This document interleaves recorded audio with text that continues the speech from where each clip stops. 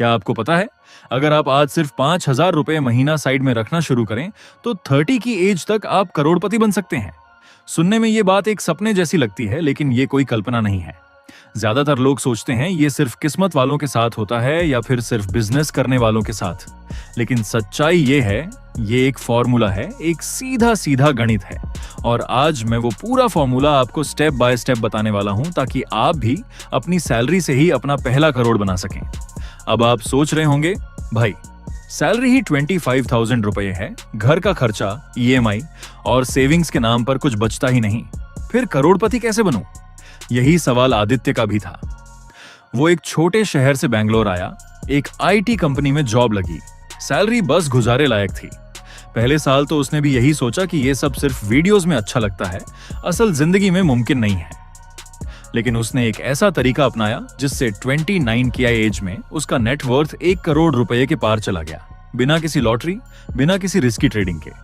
इस वीडियो के आखिर तक आपको वो पूरा रोड मैप मिलेगा, कितना पैसा इन्वेस्ट करना है, कहां करना है, कौन सी गलतियां नहीं करनी है, और सबसे जरूरी, शुरुआत आज ही कैसे करनी है।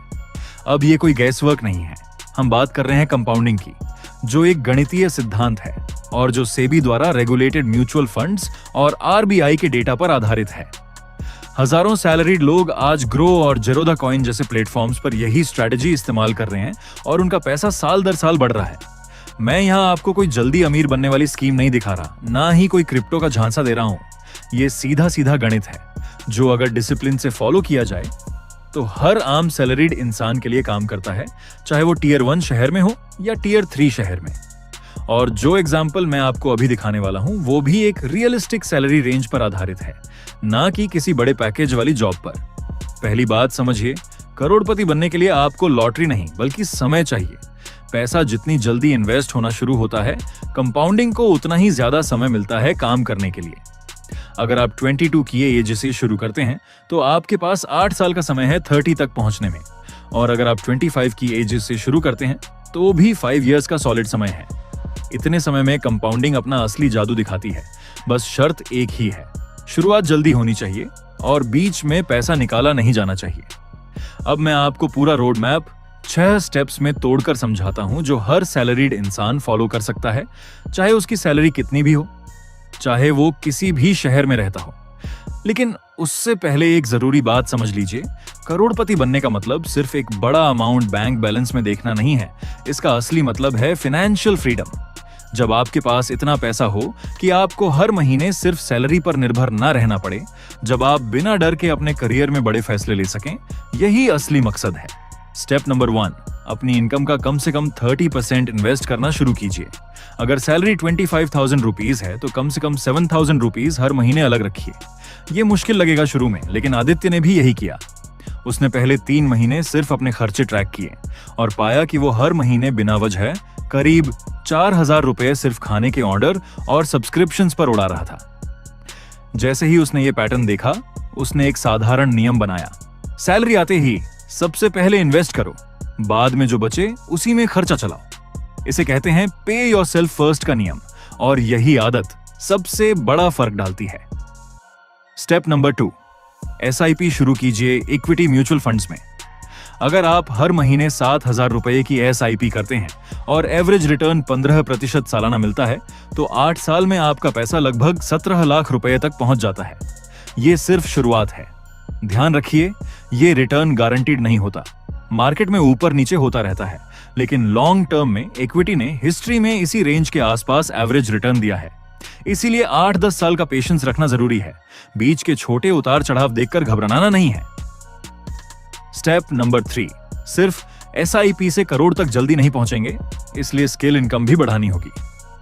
आदित्य ने अपनी जॉब के साथ साथ फ्रीलांसिंग शुरू की। उसने इंटर्नशाला पर 1-2 छोटे प्रोजेक्ट्स लिए, अपनी एक्सेल और कम्युनिकेशन स्किल्स का यूज किया, और धीरे धीरे उसकी एक्स्ट्रा इनकम भी 15,000 रुपीज महीना हो गई। वो पूरा पैसा भी उसने इन्वेस्ट में डाला, अपनी लाइफस्टाइल में नहीं। यही वो हिस्सा है जो ज्यादातर लोग मिस कर देते हैं। सिर्फ सैलरी पर निर्भर रहना काफी नहीं है, एक्स्ट्रा इनकम के रास्ते भी साथ साथ बनाने पड़ते हैं। स्टेप नंबर 4, लाइफस्टाइल इन्फ्लेशन से बचिए। जैसे ही सैलरी बढ़ती है, ज्यादातर लोग नई गाड़ी, महंगा फोन या बड़ा घर लेने की सोचते हैं, और इसी वजह से सैलरी बढ़ने के बावजूद सेविंग कभी नहीं बढ़ती। लेकिन असली करोड़पति वही बनते हैं जो अपनी लाइफस्टाइल को धीरे धीरे बढ़ाते हैं, सैलरी जितनी तेजी से नहीं। आदित्य ने 3 साल तक अपनी पुरानी बाइक ही चलाई, जबकि उसके दोस्त EMI पर नई गाड़ियां ले रहे थे और हर महीने उसी EMI में फंसे रहते थे। जब भी उसकी सैलरी बढ़ी, उसने इंक्रीमेंट का बड़ा हिस्सा सीधा अपनी SIP में डाला, ना कि नए खर्चों में। स्टेप नंबर 5, डाइवर्सिफाई कीजिए। सिर्फ एक म्यूचुअल फंड में पैसा मत डालिए। एक हिस्सा लार्ज कैप फंड्स में, एक हिस्सा मिड कैप में और थोड़ा हिस्सा इमरजेंसी फंड के लिए अलग रखिए।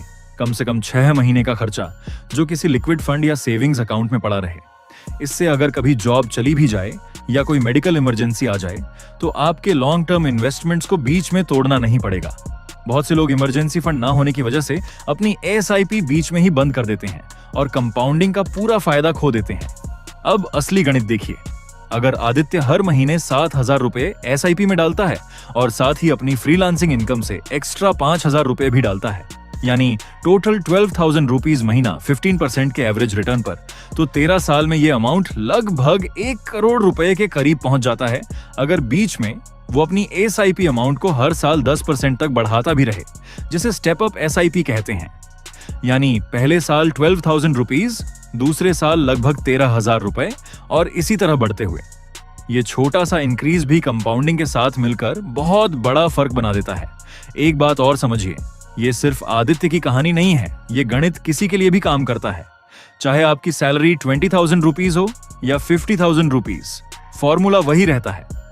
पहले इन्वेस्ट करो, इनकम के दूसरे सोर्स बनाओ, लाइफस्टाइल को कंट्रोल में रखो और डाइवर्सिफाई करके रिस्क कम करो। जितनी जल्दी शुरुआत करेंगे, उतना ही कम पैसा इन्वेस्ट करके बड़ा टारगेट अचीव कर पाएंगे। यहां पर एक स्टेप नंबर 6 भी है, जिसे लोग अक्सर भूल जाते हैं। अपने आप को बढ़ाते रहिए। हर 3-4 महीने में अपनी इन्वेस्टमेंट्स को रिव्यू कीजिए। देखिए कौन सा फंड अच्छा परफॉर्म कर रहा है, कौन सा नहीं। इसके लिए किसी एक्सपेंसिव एडवाइजर की जरूरत नहीं, बस ग्रोव या जीरोधा कॉइन ऐप पर दिए गए फंड फैक्ट शीट्स पढ़ने की आदत डालिए। जो लोग अपने पैसे को समझते हैं वही सही समय पर सही फैसले भी ले पाते हैं। एक कॉमन गलती भी बता देता हूं जो ज्यादातर लोग करते हैं, मार्केट गिरने पर घबराकर SIP बंद कर देना। असल में मार्केट गिरने पर SIP जारी रखना ही सबसे फायदेमंद होता है, क्योंकि उसी दौरान आपको ज्यादा यूनिट्स सस्ते दाम पर मिलती हैं। इसे रूपी कॉस्ट एवरेजिंग कहते हैं। जो लोग गिरावट में घबराकर निकल जाते हैं वही असली नुकसान उठाते हैं, जबकि जो टिके रहते हैं वही आगे चलकर सबसे ज्यादा फायदे में रहते हैं। यही वो तरीका है जिससे एक साधारण सैलरी वाला इंसान भी 30 की एज से पहले करोड़पति बन सकता है। कोई शॉर्टकट नहीं, कोई जुआ नहीं, कोई रिस्की ट्रेडिंग नहीं, सिर्फ 4 चीजें चाहिए: डिसिप्लिन, पेशेंस, सही जगह पर इन्वेस्ट करना और गिरावट में भी टिके रहना। आदित्य के लिए वो पल तब आया जब उसने अपनी पोर्टफोलियो ऐप खोली और देखा कि उसका टोटल नेटवर्थ 1 करोड़ रुपए पार कर चुका है और वो सिर्फ 32 साल का था। उसके ज्यादातर दोस्त अभी भी सोच रहे थे कि अगले महीने से शुरू करूंगा। कुछ दोस्त तो हर साल यही बात दोहराते रहे, जबकि आदित्य हर महीने चुपचाप अपना पैसा इन्वेस्ट करता गया। यही सबसे बड़ा फर्क है। जो लोग शुरुआत आज करते हैं वही आगे निकलते हैं, और जो इंतजार करते रहते हैं उनके लिए कभी सही समय नहीं आता। अगर आप अभी 22 से 25 की एज के बीच हैं, तो आपके पास भी बिल्कुल वही मौका है जो आदित्य के पास था। शायद आपकी सैलरी अभी उतनी ना हो, शायद घर की जिम्मेदारियां भी हों, लेकिन याद रखिए, बड़ी अमाउंट से शुरुआत करना जरूरी नहीं, छोटी अमाउंट से भी शुरुआत करके आदत बनाना ज्यादा जरूरी है। सवाल सिर्फ ये है, क्या आप आज से शुरू करेंगे या फिर अगले महीने का इंतजार करेंगे? तो दोस्तों, अगर आपको ये रोड मैप पसंद आया तो इस वीडियो को लाइक कीजिए और चैनल को सब्सक्राइब करना मत भूलिए, ताकि ऐसी ही प्रैक्टिकल पर्सनल फाइनेंस की वीडियोस आपको मिलती रहे। कमेंट में बताइए आप अपनी इनकम का कितना % अभी इन्वेस्ट कर रहे हैं और आपकी उम्र क्या है। मुझे जानना अच्छा लगेगा कि आप में से कितने लोग आज ही से शुरुआत करने वाले हैं।